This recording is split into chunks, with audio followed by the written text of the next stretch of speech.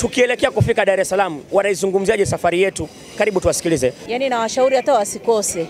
Yani wasikose, yani treni huduma yake ni nzuri sana. Nimeipenda kwa sababu kwanza ukiangalia miezi ya 12 watoto wamefunga shule.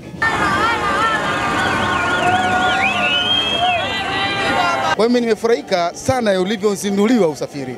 Umeonyesha sasa kiongozi wetu wa Jamhuri ya Muungano wa Tanzania, Mheshimiwa Joseph John Pombe Magufuli, kwamba anasimama kwa ajili ya wananchi wanyonge. Treni yetu ni nzuri, inapendeza, kila kitu ni kizuri, tunakula, tunakunywa, tumeenjoy, tumelala vizuri. Treni oye!